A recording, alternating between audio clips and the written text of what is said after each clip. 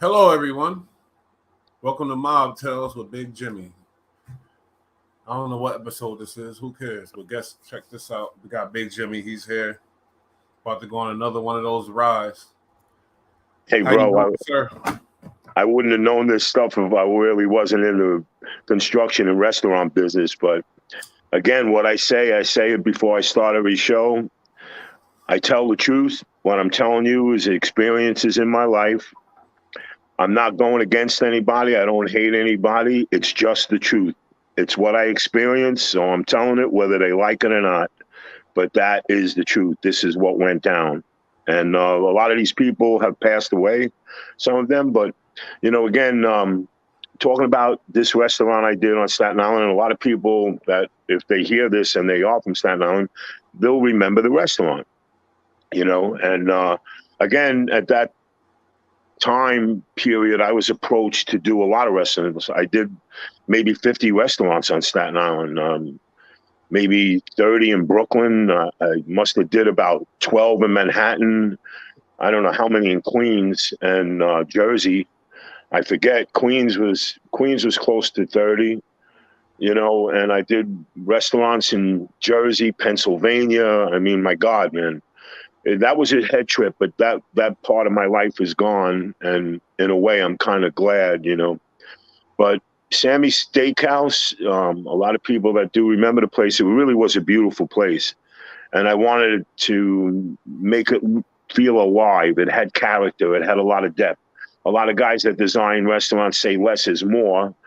But in this restaurant, you couldn't do less. And a lot of people that do less is because they can't do more.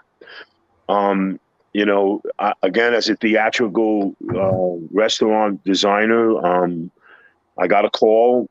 There was like maybe 8 owners in the place. It was ridiculous when we went to go meet them.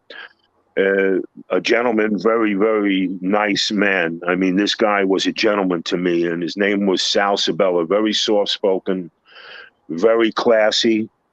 Yeah, of course, he was with the boys, He owned the Ruby strip club in Brooklyn, which I frequent to go talk to him and about building, Sammy's Steakhouse. And then there were some of the Martinelli brothers. I'm not going to talk bad about anybody. I worked for a lot of them.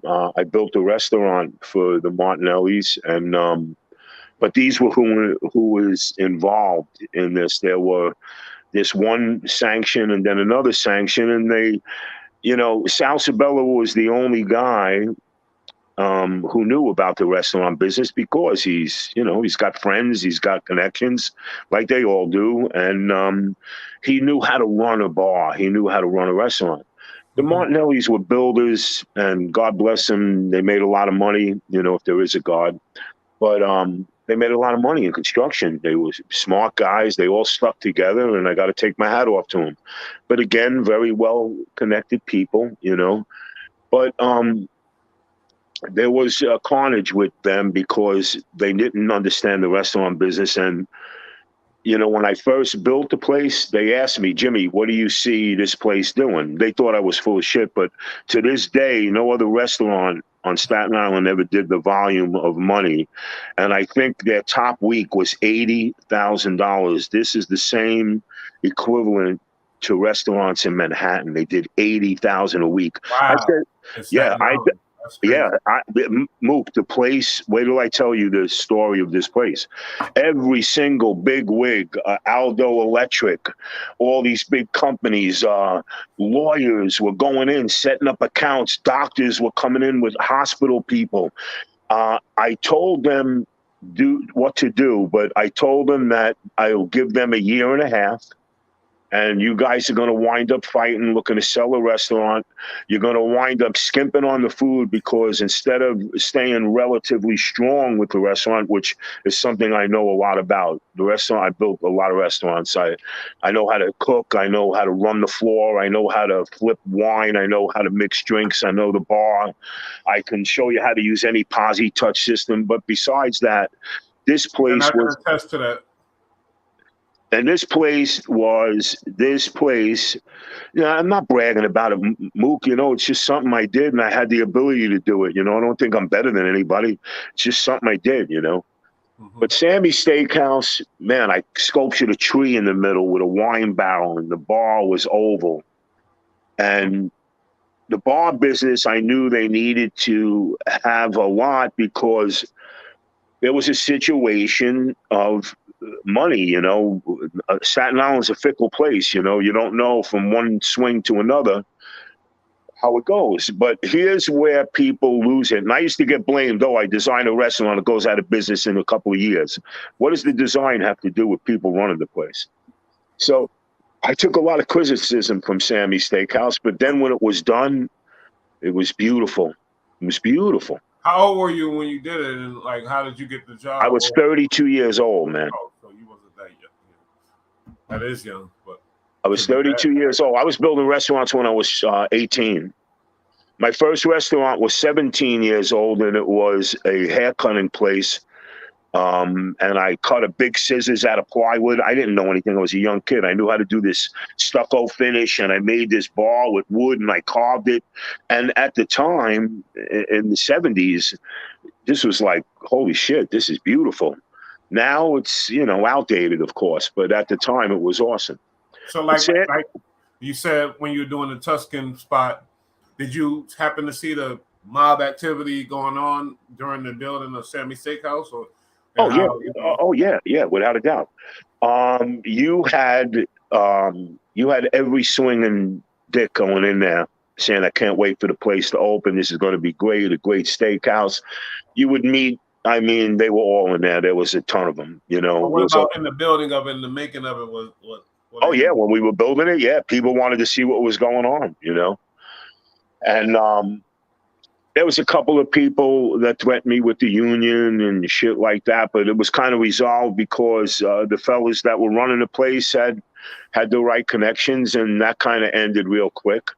And, built a place in like 3 months, built a sick kitchen, complete tile floor and tile walls. I helped set up with the chef, who was not affiliated with any of these guys. And when we start getting into the dark end of the story of Sammy's Steakhouse, it was really very beautiful because that's what I got out of it, building these places and watching them flourish and come to fruition, and working with the chef. And I worked with so many chefs, I could design any kitchen. I know, the grill line, saute line, the guys that the salad guy, all the crazy, But what was interesting was this place was the biggest kitchen. I set it up also with the chef to do outside catering. So they were not just doing catering and having a catering hall upstairs with Sammy's Steakhouse. I built a curved staircase with a door going up later on. After they were open, they were making so much money. To this day, not one restaurant ever made the money Sammy's Steakhouse made. 1 week, I think, with outdoor parties, they did almost $100,000, but they were averaging 76,000 a week. With Staten Island restaurant, that's incredible, man. No other restaurants that came close to that were like 40, 45,000, and you're just not going to turn those numbers over. But they was literally criminal lawyers, like criminal defense lawyers, that just went in there and set up accounts. Doctors were setting, Sal was calling me, Jimmy, they're setting up accounts like crazy. And I said this, I said, you're going to have every single person coming to this. Now, when they first opened it up, they were buying great steaks. They were buying aged meat, which the porterhouses were just like Peter Luger's. And they were getting it from an outfit in Jersey and Brooklyn, but the steaks were awesome. They opened that place. That's why it was so popular, because of steaks, or was it more? Well, here's where the downfall started. Of course, a lot of people. I'm building a lot of places. I'm working for a doctor. And this is where it all started going bad. The place was roaring. They were doing it right. They were being classy. They were being gentlemen. They had the right people at the door. They sat people right at the bar, and people were waiting. They had the tomato and onion. They made their own steak sauce. It would have been, I said, you can franchise this place. They were thinking of doing that. Here comes Buster running the bar. Buster, that's the guy that you talked about in the other Yeah, episode. that's right. Staten Island's very small, bro. So, people that don't believe this shit, I really don't care what you believe or don't believe. This is my experience. I'm not here trying to make bullshit up. So anyway, Buster. Let's not forget. Go ahead. Yeah. Sorry, Buster. Yeah. So Buster starts running the bar, and I said to Sal, "What are you doing, man? What?" Sal couldn't be there. He was going through a lot of shit, and I was blown away. The doctor calls me up. He said, Jimmy, I wanted to ask you, my wife wanted me to ask you. Now, this guy's a good friend of mine, Dr. Sammys. And I said, Doc, take your wife there. You'll have a great dinner. Should I take a couple of friends? Absolutely. Call if you're going with more than 6 people. And if you're going on the weekend, call now for next weekend. And he did. He said, Jimmy, holy shit. He goes, it was, I couldn't get a table till 9 o'clock, a week away. 5 o'clock till 9 o'clock was jam packed. Wow. And he had to wait till 9:30. It was just, the place was mobbed every night, every fucking night. So go ahead. The doctor comes in with his wife. They take his jacket. Sure, welcome. Hey, he met the guy at the door. I think Sal was there. He goes, hey, Jimmy recommended this place highly. He says, oh, Doc, please come in anytime. Here's my number. Call me personally. It was that kind of level that Sal was smart. Sal was a smart guy. He knew how to bring business in. Did the Martinellis listen to him? No, and it's nothing against the Martinelli. Jimmy Martinelli was one of the most beautiful people I ever met in my life. He passed away, very terrible, but he was the nicest, sweetest guy I ever met. And we'll get it. Or something? What? Was he with a family? Oh yeah, of course they all are, man. You're not gonna. Who was he with? Gambino family? Yeah. What's messed up? What's messed up is that here began the downfall of an amazing place. The clashes of the crews, I called it. And what I said, Sal even to this day said, Jimmy, you were right. You called that place to the T. So what had happened was there was a bunch of guys coming in one night, and Buster at the bar. My doctor they take a jacket. His wife goes over to the bar. What do you have at the bar? Honey, baby, sweetheart, you want to have a drink with me? Oh, look at you, all dolled up. I was, the doo-doo jerks, Look at you, honey. She went over to the doctor. I really don't want to go in the bar. And when she told him what the guy said, excuse me, sir, can I have my jackets, please? We decided not to have dinner. Do you blame him? No. Yeah. He called me up the next day and he said, Jimmy, I was appalled. I said, Doc, what? I can't believe it. I'm so sorry. That's terrible. She didn't have dinner that night because of his ass, or the next? Well, the guy's trying. No, she didn't have dinner that night because here's a guy talking to her Mook, if a woman comes into the bar, are you going to say that? I would be a gentleman and say, hey, if you can, I would like to buy this lady a drink. Oh, I'm sorry, ma'am. I didn't know you were with somebody. Especially with the reputation of, where you were at and everything else. Anybody was looking for any dirt on me, bro. Come on, man. You're in the newspaper. You're in magazines. Here you are building every swinging dick club. You know what I built in Manhattan. It's the top 5 music venue in Manhattan. And those guys weren't even mobsters, and they robbed me. Wow. But wait, so she didn't have dinner that night? No, the Dr. Santa said, like my jackets, and they left and they went somewhere else, and they walked right out of the restaurant. He wanted no part of it. And he told me the other day, and I said, oh my God. So I'm talking to Sal, and of course, Sal, what are you doing, man? This place is a rocket ship. You could sell a franchise. I can show you how to do it. I studied it, man. I said, are you crazy? You're on the way. You can open this up in Manhattan. It's a great name. It's good. And they would think Sal was really like There's an one in entrepreneur. Manhattan now. I don't know if they're related, but I don't want to cut you off on this. No, it's not. But go ahead. Sorry. No, it's not. They probably took the name because it really did take off. But what was very interesting is all of a sudden, here's Buster at the bar, running the bar, bringing in all trash and wise guys.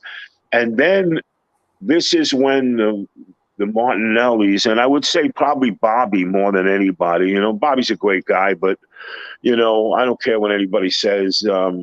He was not appealing for the restaurant business, whether anybody likes it or not. It's the truth. That's What it. was Bobby's job? What's that? What was his job? What was Bobby's job? Well, Bobby Martinelli was a contractor, a construction guy. He was not in the restaurant business. Oh, okay.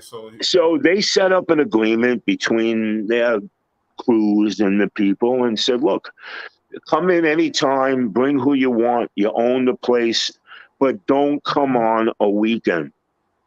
Because that's where they were doing $15,000 a night at the bar selling wine and champagne. Wow. You're gonna come in and disrupt this amazement. They did $30,000 on the weekend in the bar alone, man. And honestly, I didn't think the restaurant dinners were gonna take off that much because I thought they were gonna be riff-raffing, and they wound up riff-raffing. But what was really, really crazy, they had a code, a law. Like, Mook, me and you open up a restaurant, Mook, but you and your family can't come in on the weekends, and I can't come in on weekends because that's our busy time. Come in during the week when it's slow, have a good time, have a party, bring your whole family. Who gives a shit? You know what I mean? Yeah, you're right. So all of a sudden, there was, this is crazy, man. I remember this place. I remember this whole thing. So Bobby Martinelli goes in there one night. Sal was hosting and making sure things were running good. And he had 12 people with him on a Saturday night, demanding a table.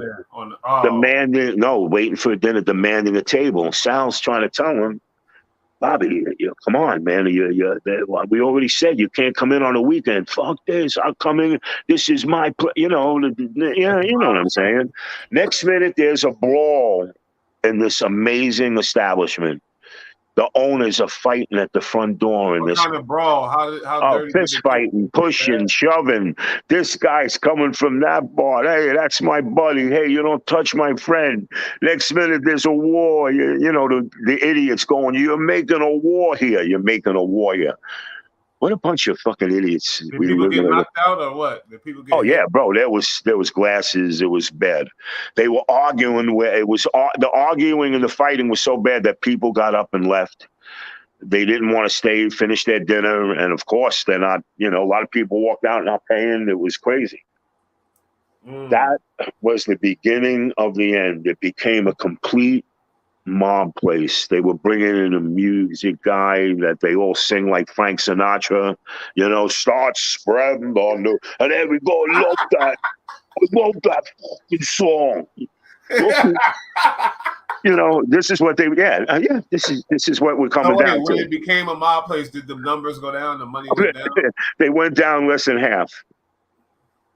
Then you got the guy at the bar singing to all the mobsters, "Hey, jack the knife, baby." Here we go. Sing it one more time. Start spreading the news. I believe that. And like all this. Eyes, right? Yeah. Oh yeah. Old blue eyes, and he was the mob protege. So that was the ultimate demise of the spot, or did something else significant happen? Totally. It became where the blame game started coming in, where it was this one was fighting, that one was fighting. But getting to a deep end of the story, that's how the business went down, and it completely went out of business. But when I finished the place, they owed me $40,000. And not to talk bad about John, he made pretend he was a doctor. God rest his soul, he passed away, and no disrespect to his family. It's just, that's who owned the place, and that's what it is, whether you like it or not. I'm telling the story. But he goes, "Yeah, Jim, I think we're going to have a problem with your money." I said, "Oh, really, John?" I said, "That's interesting." And I said, John, I'm going to smash the bar into 1,000 pieces if you don't cut me a check today and right now. They looked at me they thought I was completely out of my mind. I took a demo saw out and I went to cut the bar right in half. I was at a point where I had enough of these assholes. That's what they are. They Why play were you on mad? Why did you get to that point? But because dealing with you, right? Or well, what? because you have to deal with their mouths through the whole thing. You have to deal with it. There was a guy looking at me across the bar. I knew what they were trying to do. They were trying to put the fear in me, and they were just being thieves, and trying to rob somebody because they're good-hearted and they, like Paul Fabozzi said, my greatest friend, what a man he was, beautiful. But Paul Fabozzi said, you're too nice. People take advantage of you. And that's what it always came down to, but I can't be any other way, man. I'm not into that shit. Wow. Yeah, it was, it got damn ugly. And, of course, as you're doing a restaurant, I worked with them with no interest and they paid me, as we went along. But I knew right then and there because the Harut, the Zen that I study is very real. And nobody realizes this. I talked to a lawyer about it. He said, Jim, I don't see karma ever working. But karma played right into their lives, Karma got them, I did feel bad for Sal Sabella because Sal, man, I was gung-ho with this guy. But he goes, Jimmy, when you're dealing with these animals and then you have to have a sit down and they're talking and who's right and who's wrong and, making their own laws, these people made their own laws, Mook. And I never wanted to be a part of it. And I always told them, keep me out of it.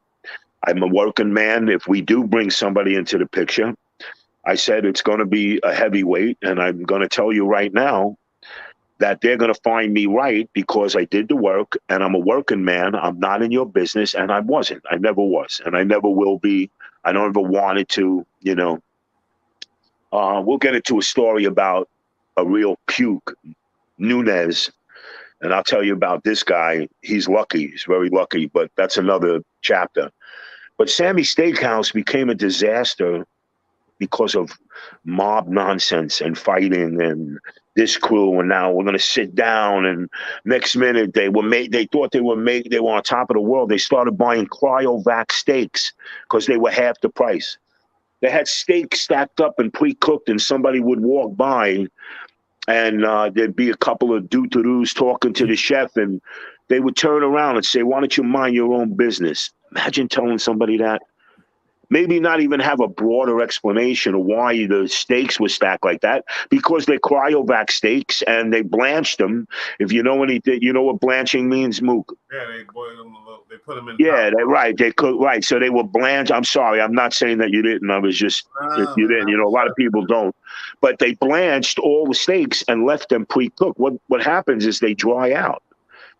But when they started out, they had a 2-inch, 2.5-inch porterhouse that was aged, sliced with the butter and the brine, just like Peter Luger's. I'm telling you, I had a steak in there one time. I thought I was eating Peter Luger's. But that's why you got that make me realize about being with the quality of you think about Spark Steakhouse that used to be like certain steakhouses. They got to be real. You can't have no fake steakhouse. If no, you're not man. making the money, then you can't have a steakhouse. That's all. If you can't afford it, then don't fucking play with the people. Absolutely. That's disgusting, but that's mob shit. That's gangster. Yeah, that's right. It's mob shit, and look at what it does. Money, they ain't about shit but the bread, and that's exactly. The I came up in, and I'm happy that I'm more mature now. I ain't on that shit no more, but I understand it though. You understand it, of course, Luke. No matter what, it's all relative. It's all the same shit. If it's Blood, Crypt, Gambino, Genevieve, what does it matter? It's all the same shit. Mm-hmm. It's all the same people. Do I hate them? No, absolutely not. Am I trying to disrespect them? No, absolutely not. I'm telling a true story. This is what I experienced and this is what I went through. If they don't like it, hey, they can come talk to me. I don't have no problem with that. I've been I've been talking to these people my whole life, and actually I'm sick of them, you know. But you know, Yeah, it ain't that serious. no, I'm But not. No, you know, it's over and done with, and most of these people have passed away, you know. so what But year did it close? And did it close on some dramatic it stuff, or was closed. it It just because closed. the money wasn't making happen? I built it in 1994, and Wow. it closed, and think in 2000, because it That's was taken horrible. over. It was taken over, and they tried to make something happen with it, but it didn't happen. And now it's Barticelli's, and it's a very successful restaurant because the owners that own the restaurant were restaurant people. They were cooks. They were chefs. You know, the wife was, she went to Catherine Gibbs. She understood the rest. You know, they knew the restaurant business. You know, I resent the designer that came in, left the bar and everything there. I'm the one that structurally designed 4 supermarkets, 4 stripping stores. It was 4 strip stores, and I hit the columns and I designed a place where it looked like one big place. Even the owner couldn't believe I did that. But the designer that came in took, well, we're going to put up some pictures and paint the wall, and we're going to make it look pretty, and less is more. Less is more. Yeah, okay, less is more because you're a moron. You can't do anything more, you know. You're not an artist or a sculptor. I mean, we had a fake tree going over the whole bar.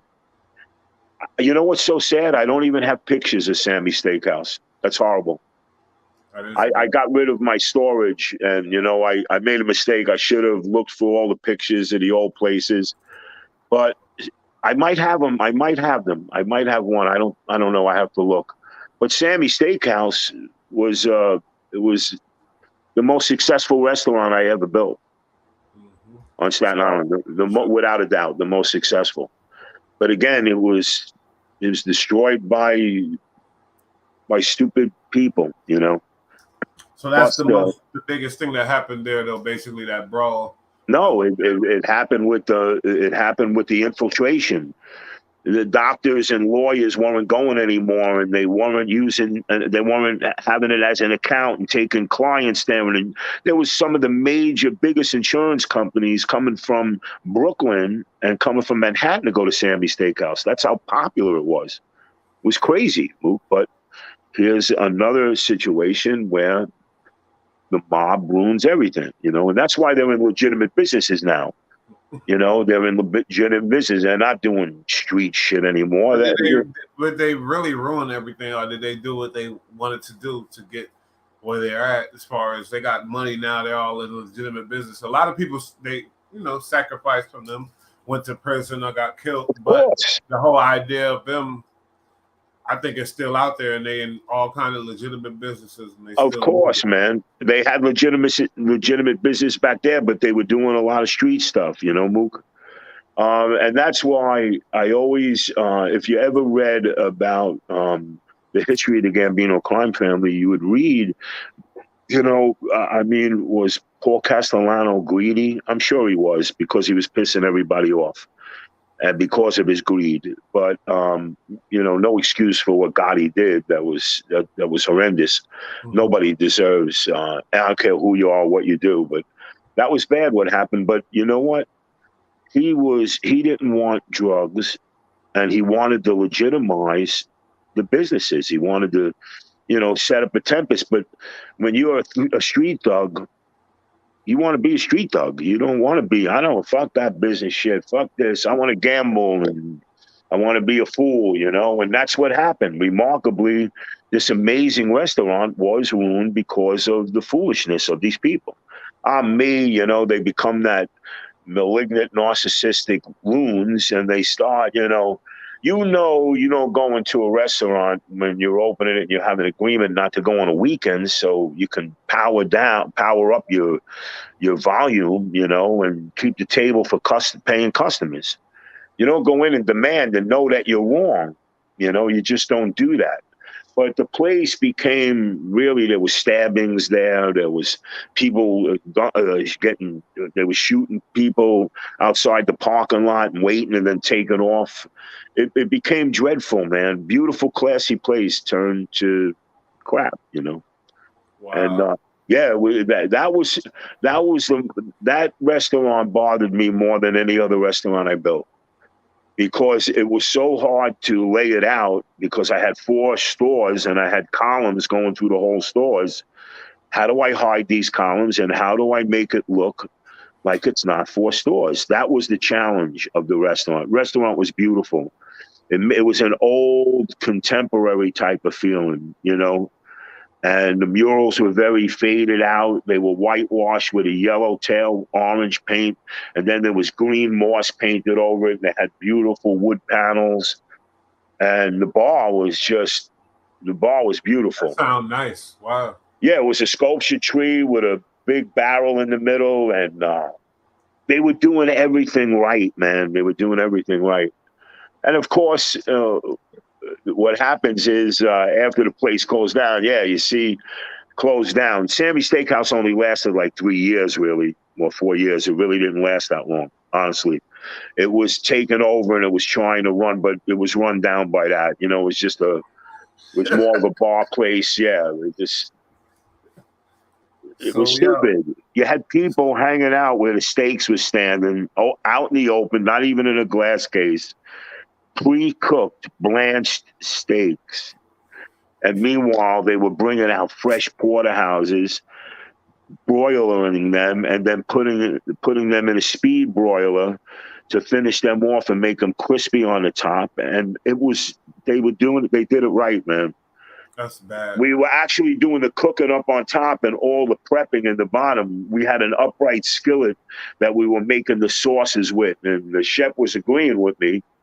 That's what I loved about doing all that. I hated all the mob stuff that came along with it. Yeah, of course. Yeah, And that's even hey, Moke, you worked on the cutting room with me. That's another story. But yeah. here's guys that will legitimize calling the cops on me because, you know, I'm asking for my money, you know. Wow. So It's yeah, interesting how you touched on, like, people think now because they're so fascinated by the stuff. Oh, it's a mob joint. It'd be popping. Like, it's going to be crowded and booming. That's what some people really think like that. Look, it's known as must be good or whatever. But no, that element is bad, and it's not. And people are going to shy away from the absolutely. negative and the bullshit. So I could see how that happened. You know what I mean? That's fucked up. That's the demise of that spot. And man, that's messed up. But Vinny Nunes, I know you told me a little bit about him. I want to get into him because we did a half hour on the joint. I think we got another half hour to go. Let's Okay, push Vinny it up. Nunes. Vinny Nunes. All right. This was another story, but he's no longer on Staten Island. I think he's in Jersey. I really don't care where he is. But this guy has got to be one of the biggest worms I ever met in my life. He is a worm like you wouldn't believe. Oh God.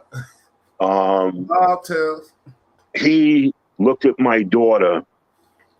And well, let's just get into how I met him. I met him. I got a call from somebody. Hey, Jim, you know, this guy wants to design this cigar club. It was called La Rouge. It had a 1,300-gallon shark tank. I painted a mural of Fidel Castro with a cigar in his mouth. It looked just like Fidel Castro. I made all humidor lockers with misters and where he kept his cigars moist. There was 200 lockers, little lockers. And each one had a key and everybody had a locker, and it was a fascinating place. Mm-hmm. Each room had a different room. I was training the girls how to cut and clip cigars because I studied all that shit too. You know, people think I'm full of shit and weird, but don't worry about what people think. Yeah, so I showed them, I trained these girls, and lo and behold, what happens? It turns into a fucking whorehouse. I said to Vinny, you know, you have something really great here. I said, and people started coming in. People started being members. This is when the cigar stuff was really big, you know. So we built the Rouge Cigar Club. My brother Blaze actually worked on it with me, and it was in Brooklyn, right off of the Gowanus, right before the beginning of Third Avenue. It's now a medical building, and all of a sudden, he's making money. They're making money. A lawyer was involved. Other wise guys were involved. So this is how I met this puke, and I call him puke because he threatened my daughter, and he's lucky he's walking. When I tell you this, I'm telling the truth. So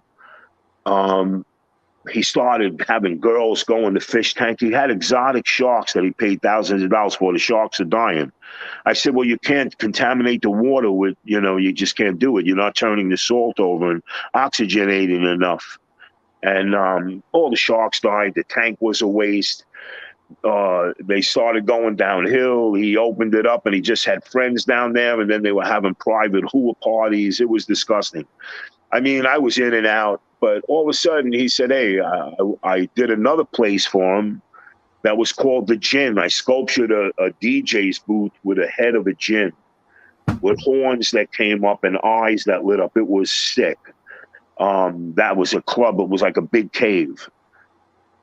He wound up owing me money on that. Then this is where the play comes in with this puke.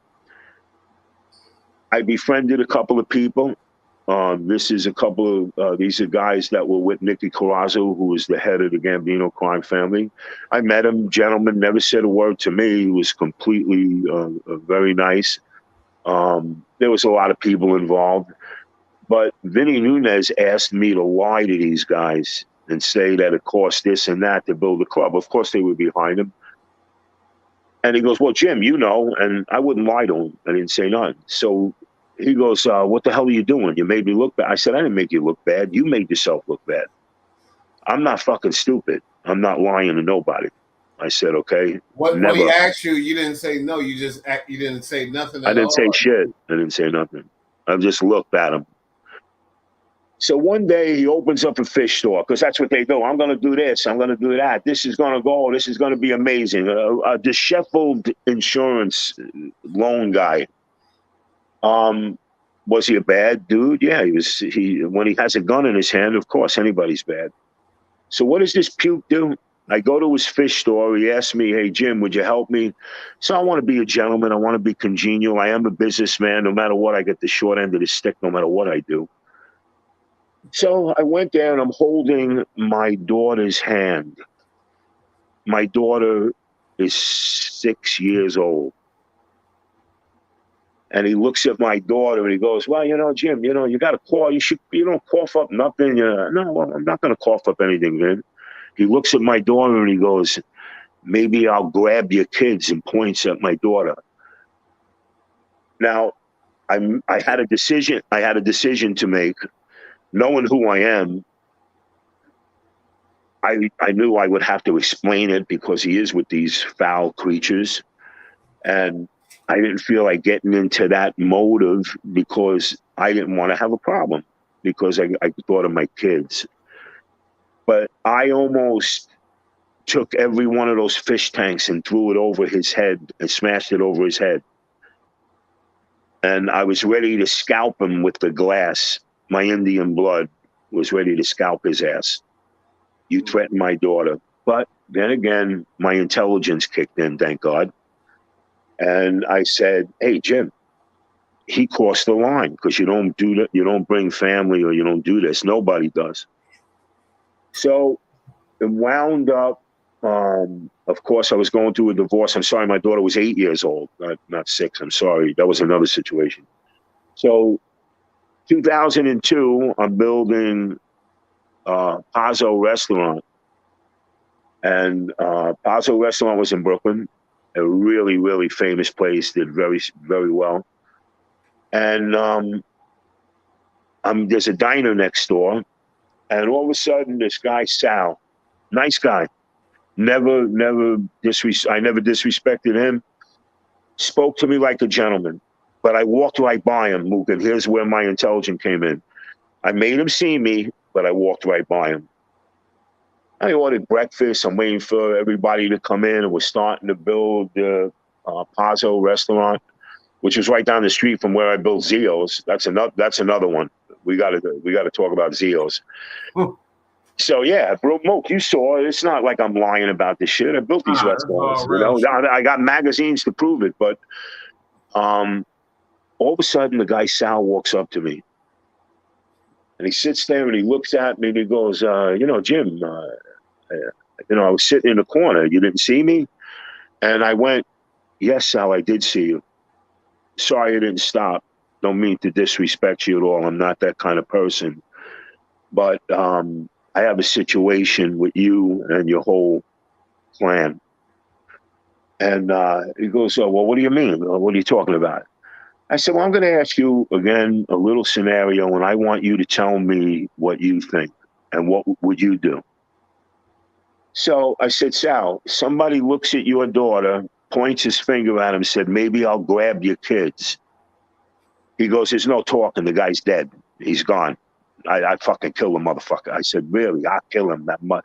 And I said, okay, well, that's what Vinny Nunes did to me. And you're responsible for him, aren't you, Sal? And Sal looked at me, he goes, Jim, you're right. I said, yeah. I said, I'm sorry, Sal, I don't play in your world, man, but guess what? I'm not gonna step on your toes as I'm walking down your street. You know what I'm saying? He goes, no, I get it. And thank God I had a street language, because if I didn't, I would have got myself in trouble, because I would have been beating up a lot of people.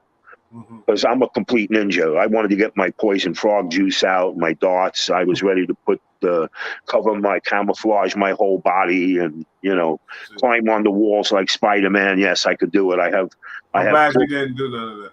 Of course I didn't. But it's so nice to think about it, because that's something you really would like to do. When I saw that show come out, Anarchy. I mean, if you gave me that day, I wouldn't have enough bullets. You know what I'm saying, bro? So anyway, thank God I'm a gentleman. And he looked at me, he goes, Jimmy, I think Vinny crossed the line. Well, then I mentioned a couple other things. I don't want to mention his name because honestly, he actually treated me with respect, and he was very respectful. Copy that. And he happens to be a made guy. He happens to be somebody that's very powerful, and he was a killer. So what I did was I told Sal, because I didn't want to beat Vinny up, but Vinny walks with a cane now. He has a bum leg because they baseball batted him and beat the shit out of him. I said, well, Vinny Nunes said, so-and-so, I snap my fingers and so-and-so comes and I'll have him take care of you. That's what he said to me. I've been threatened my whole life by these morons. So all of a sudden, Mook, I hear that Vinny Nunes got beat up, because you don't tell a guy that's your boss or your leader or your head of you that I snap my fingers. They flipped out. What do you mean you hear? Did you see him beat up, or what? No, they told me. No, I saw him walking with a cane. And he looked at me. I ran into him and I go, hey, Vin, what happened? Your leg, man, damn, that's terrible. Yeah, he didn't tell me what happened, but he looked at me with fear in his eyes. He knew that I wasn't a dumbass like he thought I was. And to this day, I have never ran into him. I haven't seen him in a while, but let me tell you something. If I ever do run into him, I might not hold my emotions back, because you threaten my daughter, I'll crush your face, you pukey little animal, puke. And that's what he is, a puke. But yeah, he brought in a bad element into my restaurant. He started bringing bad people in. Feds were coming in, watching them. I had feds come and tell me, this and this about a guy, Rocco. Rocco was a sweetheart. He was just a galoot, but he was a sweetheart. You could not like Rocco. You just couldn't. He was just one of those guys that just, you wanted to be around. You like talking, you like laughing with him, But he was a killer, These people were bad people. The feds locked them up. He got arrested. After that, they dispersed. And once Vinny Nunes got beat up, they never showed up in my restaurant again. and he never took claim. This is my place, and this got bad. This got very ugly because he infiltrated my restaurant, and I had to dot my I's and cross my T's. That's another thing. We'll talk about Nouveau Restaurant. We didn't get to talk about that, but that's another thing in itself. That place, where between the linens and all the cooking stuff, and I literally, like, I don't know how I didn't lose my mind from these people, but yeah, this animal he had to get out of Staten Island. He couldn't be here anymore. But it's embarrassing to these people when, they even have in their own circle and their own rules and their own laws. They had, it was like the military in a sense. You had your captains, your soldiers, your this, your lieutenant. You had people. This one's under there. This guy's your crew. All right, you're earning for me, and then they pay this guy, and then that guy pays the head guy, and that's how it went down. It was a pyramid situation. Some guys had to come up. Nunez was a money maker. So that's why, hey, Vinny, you're the man. Of course, they're making money with you. What do you think they're going to do, Moo? Mm-hmm. Hey, Vin, you got deal with me. You're number one now. Anybody bothers you. And then next minute, this swollen head idiot is acting like he's the head of the Gambino crime family, And when Nicky Corazzo was in the paper, he shouts out, he goes, "Now we're untouchable." Can you imagine that? Paulo Gambino would probably turn over in his grave. You heard him say that? If he heard him say that, he'd probably kill him. But you heard him when he said that? You were there? Yeah, I heard it. It was on the paper. Don't take my word for it. It was in the Post and the News. Nicky Corazzo is the new head of the Gambino crime family. He shouted out, "Now we're untouchable. No one can touch us." And he became so arrogant, and coming in my restaurant again, they ruin everything there. Mook, I don't care what anybody says. Did you ever see Goodfellas? Yeah, of course. Did you see what those guys are? Well, yeah. I don't know nothing. Well, I don't know nothing about the restaurant business. What do I know about the restaurant business? Yeah, you know the restaurant. All right. Well, this is what I'm going to do. I'm going to have him. He's going to help you run and control it. And then, yeah, no, don't worry about it. We'll take care of it. Oh, thank you so much. Next minute, fur coats and liquor's going in and liquor's going out, and lamb chops are going in and everything's going out. He's signing for it. Next minute, the restaurant's in debt for $500,000. They walked away $500,000 richer. That shit is exactly what goes down. And if you want to know something, remember the mob cops, Louis Eppolito? Mm-hmm. If you see that movie again, he's in that movie, First episode of Mob Tales, Jimmy talked about that. Yeah, but he's in that movie. He's in Goodfellas. So he was starting to be an actor. That's crazy. Yeah. Yeah, Mook, this is a small circle. This ain't, of course, the influx is Staten Island and Brooklyn. Of course, they're in Queens and the Bronx. Yeah, they're all over. They're in Jersey, they're in Manhattan, but Staten Island. Open up the size to making me realize it's not just the presence of them that bring down the business. They're actually eating for free and drinking expensive stuff for free, and that's another thing that's going to destroy the business. So yeah, of course, bro, it's crazy. Yeah, of course, Smoke. They didn't go in. This is my place. I do what I want. Give me a steak. Give me this. I'm biding my time. But I knew deep down in my mind, deep down in my head, I'm about to nail this puke. They did that to your restaurant, I think. What's that? You let them do that in your restaurant? No, it wasn't like a long period of time. It wasn't long, but Mook, sometimes you have to be careful. You got to choose your battles. Of course. With these people. So, hey, you know what? No problem. I even had problems with the linen companies. I took care of it myself. I didn't need nobody. And where the guy Vinny that ran Ivory Linen, Vinny's another one. What a jerk that guy is. He actually said to somebody, and I don't give a shit what he says, but he actually said to somebody, I think we judged this guy wrong. Like, they all thought I was a putz, but they found out, and I'm a man, and I will not be nothing but a man. I stood up to these people, and I never disrespected anybody. But let me tell you something: The couple that did were laying on the floor, knocked out, and their bodyguards running out of my fucking restaurant. I punched out 2 of them, and they crossed the line with me, and I couldn't take it no more. I hit a guy so hard his feet came off the ground about a foot. I came up with an uppercut, knocked him out. He was out for 15 minutes. Got up, walked out my restaurant, and never saw him again. You got lay there for 15 minutes? Nobody called, nobody or nothing? No. A matter of fact, when customers were walking in, I said, "Oh, I'm so sorry. Please, no, it's okay. He was drinking too much. I had to cut him off." Oh my God, he was drinking like a fish. But they're coming to get him. Yeah, no problem. Eventually, some guys came in, and one of the guys knew him, and he said, "I'll call." And one guy, "What happened?" "I don't know. I don't know what happened. What are you asking me for?"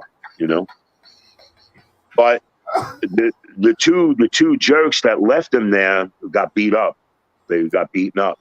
They came back and talked to me, "Jim, you're hitting." I said, "Hey, I'm not in your world. And nobody's going to put their hand on me and threaten me, okay? You're not going to threaten me. Hey, Jim, take it. No, don't tell me to take it easy. Okay, I had enough. I don't disrespect nobody. I don't step on nobody's toes. I don't get in your business. You don't get in my business." I said, "Because you'll see, if you miss me,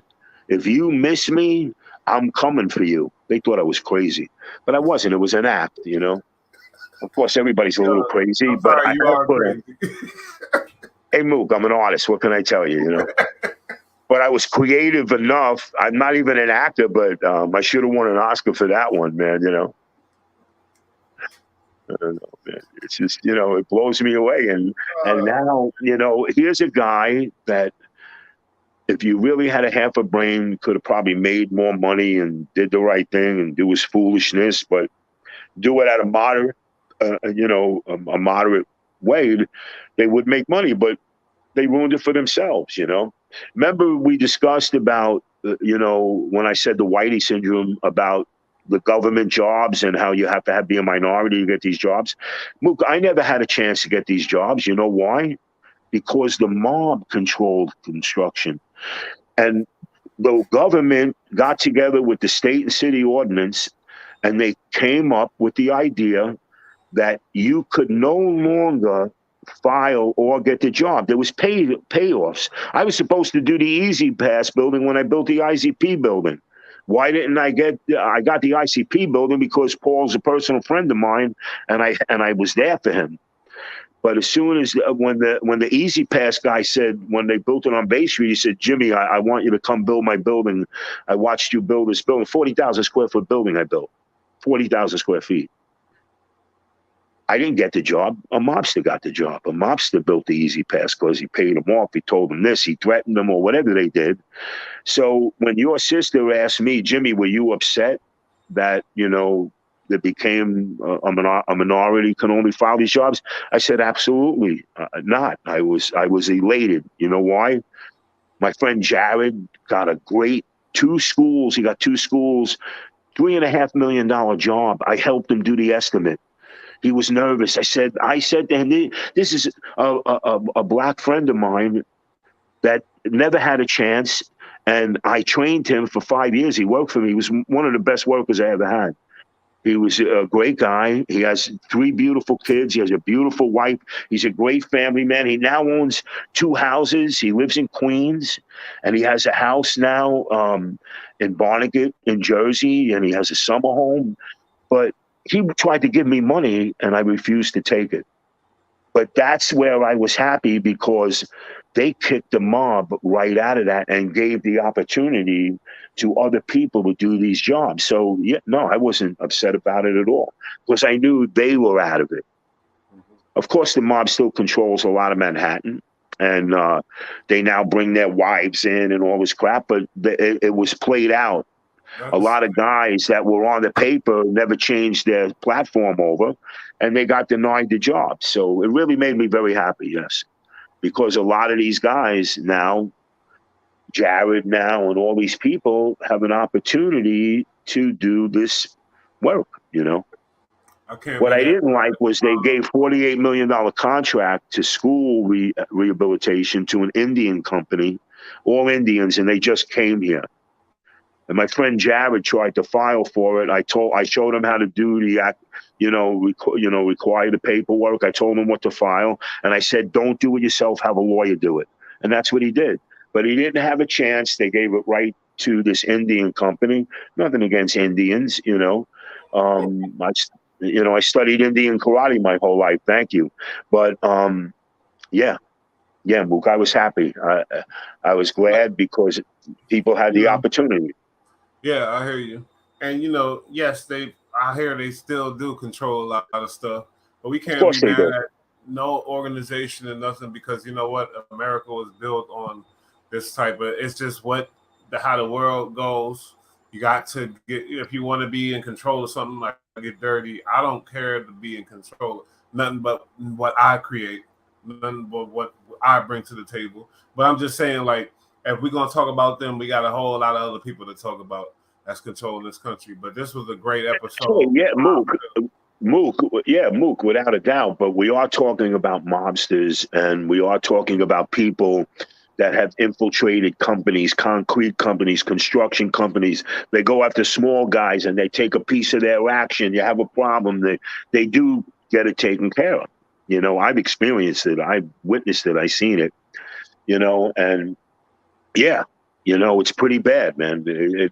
I was glad, and like Vinny Nunes, he was smart with doing business work, but he was like one of those doo-doo-doos that didn't get the point of how you should be in that business and how you shouldn't be. And now it's actually going back to the 30s and the 40s when they were quiet.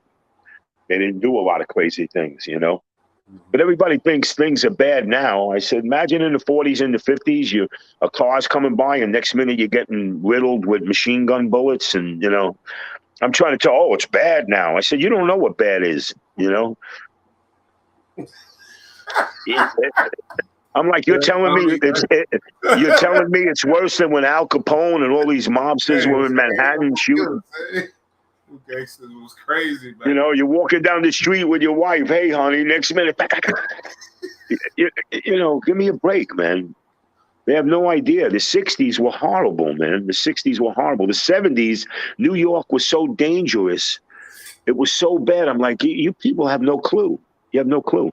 They were coming out of clubs with chains, knives, and guns and shooting. There was gang wars in the street and people fighting and shooting. And you used to drive down 32nd Street if you had to cut over to the West Side Highway before they built the Javits Center.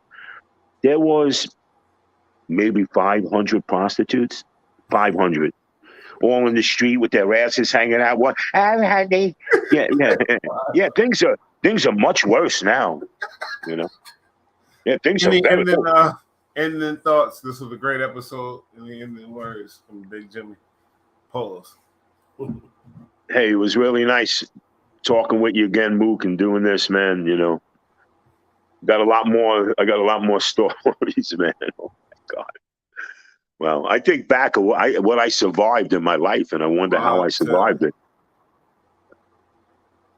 We love y'all.